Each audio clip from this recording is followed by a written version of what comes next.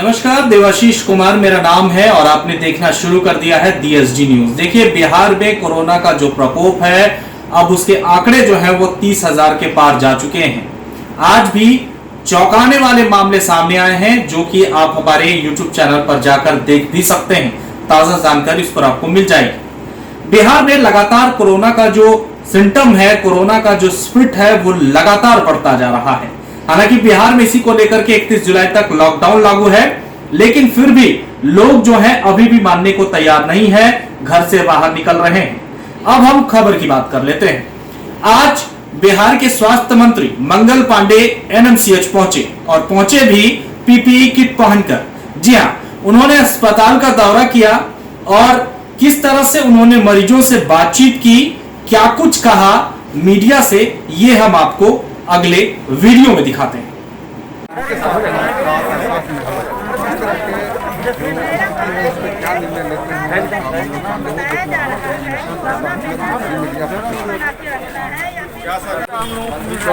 तो स्वास्थ्य मंत्री मंगल पांडे जो हैं वो बाहर निकले हैं, आप तस्वीर से हैं,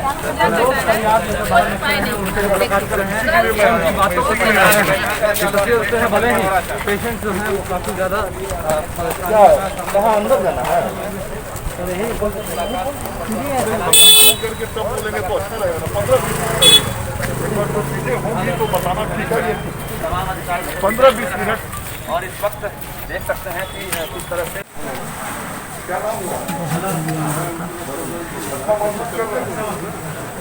एकदम बुलंदी से रहना है। हमें जो कुछ और बेहतर करना है उस संबंध में आपस में हम लोगों ने चर्चा किया है और अब अगले 3 दिनों के बाद एक हेल्प डेस्क यहाँ गेट से घुसते अंदर नया हेल्प डेस्क बन जाएगा। उस हेल्प डेस्क से हमारे डॉक्टर्स रहेंगे जो लोगों को सहायता किया करेंगे, लोगों को सुझाव दिया करेंगे। उसके अलावे पहले से रोस्टर ड्यूटी बनी हुई है, लेकिन उस रोस्टर ड्यूटी जो इंटरनल इमरजेंसी का रोस्टर ड्यूटी है उसको एक बार फिर से पुनरीक्षित किया जाएगा और पुनरीक्षित करके कल सुबह तक हमारे सुपरिटेंडेंट उस नए पुनरीक्षित रोस्टर ड्यूटी को भी लागू करेंगे और जो सभी 11 हमारे वार्ड हैं, जिन वार्डों में पीडियाट्रिक्स वार्ड लेके जिन वार्डों में मरीजों की इलाज की जा रही है, उन सभी वार्डों के प्रभारी एक विभागाध्यक्ष होंगे और उन विभागाध्यक्षों के जिम्मे भी किसके जिम्मे कितने बेड्स होंगे वो सारी चीज आज नालंदा मेडिकल कॉलेज प्रशासन के द्वारा तय कर लिया जाएगा।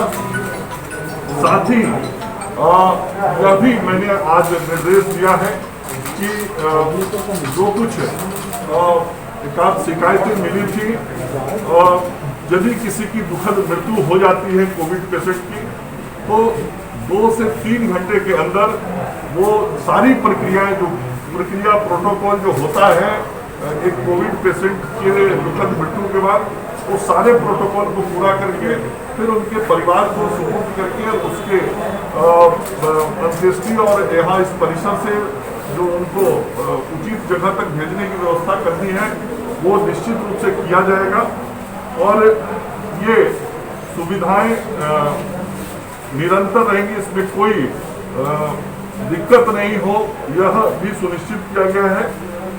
इसके अलावे जो अन्य आवश्यक दवाइयाँ इत्यादि की व्यवस्थाएं हैं वो ठीक हैं और उन चीज़ों में जो आवश्यकता पड़ेगी उन आवश्यकताओं की पूर्ति भी की जाएगी। तो मैं समझता हूँ कि जो नालंदा मेडिकल कॉलेज हॉस्पिटल हमारा 4 महीने से राज्य की जनता को सेवा दे रहा है, वह और बेहतर तरीके से सेवा देगा। सर, जिस तरीके से पहले क्यों ऐसा वीडियो जो वायरल हो रहा था उसका जिक्र नालंदा मेडिकल कॉलेज अस्पताल में आया और आकर यहाँ जो हमारे कोरोना पॉजिटिव पेशेंट्स हैं उनके वार्ड में गया, जो हमारा ICU है वहाँ गया और उन जगहों पर जाके लगभग आधे पौन घंटे तक उस परिसर के अंदर रह के मरीजों से मैं मिला हूँ। एक एक जो मरीज मैं मिला सभी लोगों से उनका हालचाल मैंने पूछा। सभी लोगों ने जो अस्पताल की व्यवस्थाएं थी, प्रबंधन था, उस पर संतोष जताया।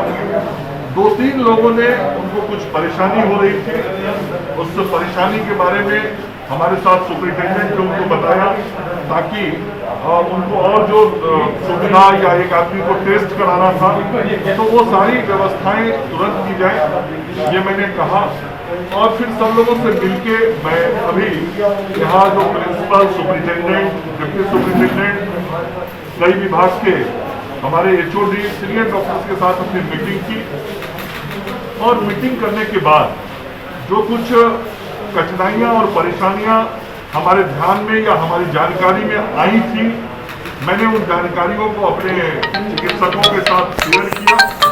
और सभी लोग जिन निजी अस्पतालों को चिन्हित किया गया है, जिला प्रशासन उनके संपर्क में है। निश्चित रूप से अस्पतालों के अंदर भी जो इलाज करना है उसके लिए उनको व्यवस्थाएं बनानी पड़ती हैं।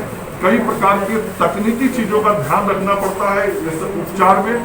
अगले 3-4 दिनों में उसमें से अधिकतर अस्पतालों में वो सारी सुविधाएं, व्यवस्थाएं उनके द्वारा बनाई जाएंगी और उपचार शुरू किया जाएगा, ऐसा उन लोगों ने जिला प्रशासन को भरोसा दिलाया। ये ऑक्सीजन सिलेंडर यहाँ पर बार इसे लेके मरीज प्रेजेंट होता है यहाँ पर, इससे क्या तब तक यूज कर पाएंगे सर? ऑक्सीजन सिलेंडर यहाँ पर और कमी है लोगों का। अभी 650 ऑक्सीजन सिलेंडर यहाँ पे उपलब्ध है। 650 ऑक्सीजन। अभी मैंने इस विषय पे भी चर्चा किया, मेरे डिप्टी सुपरिटेंडेंट साथ में बैठे। 650 सिलेंडर यहाँ उपलब्ध है नालंदा मेडिकल कॉलेज हॉस्पिटल में। कितने बेड का ये अस्पताल बनाया गया कोरोना अस्पताल का? 447 बेड यहाँ पर है और इन 447 बेडों पे जितनी बेड्स की जरूरत पड़ेगी उसका हम उपयोग करेंगे। 150 बेड पर ही आपका ऑक्सीजन सिलेंडर है सर? नहीं, आप समझिए, कोई कंफ्यूजन नहीं रखिए। 167 बेड पे ऑक्सीजन गैस पाइपलाइन है, इस बात को क्लियरिटी से समझा जाए। ऑक्सीजन पाइपलाइन 167 पे है। BMSICL को हमने निर्देश दे दिया है, परसों से जो शेष बेड बचे हैं उन बेडों पे भी गैस पाइपलाइन जाना शुरू हो जाएगा। लेकिन बाकी जो बेड हैं उन्हीं बेडों के लिए यह 650 सिलेंडर रखा हुआ है। जहां पाइपलाइन नहीं होता है वहां गैस सिलेंडर जो होता है उससे मरीज को सिलेंडर से ऑक्सीजन दिया जाता है और वह व्यवस्था बराबर से बनी आई है। हम इस पाइपलाइन की व्यवस्था का और विस्तार कर रहे हैं। धन्यवाद। नालंदा मेडिकल कॉलेज अस्पताल में आया और आकर यहाँ जो हमारे कोरोना पॉजिटिव पेशेंट्स हैं उनके वार्ड में गया, जो हमारा ICU है वहाँ गया और उन जगहों पर जाके लगभग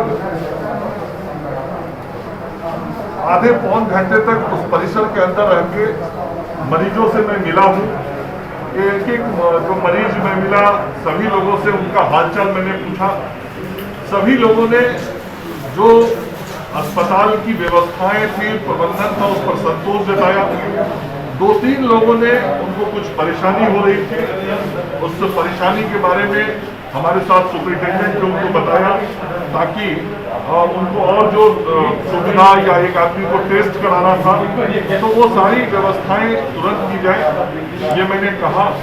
और फिर सब लोगों से मिलके मैं अभी यहाँ जो प्रिंसिपल, सुपरिटेंडेंट, डिप्टी सुपरिटेंडेंट, कई विभाग के हमारे HOD, सीनियर डॉक्टर्स के साथ अपनी मीटिंग की।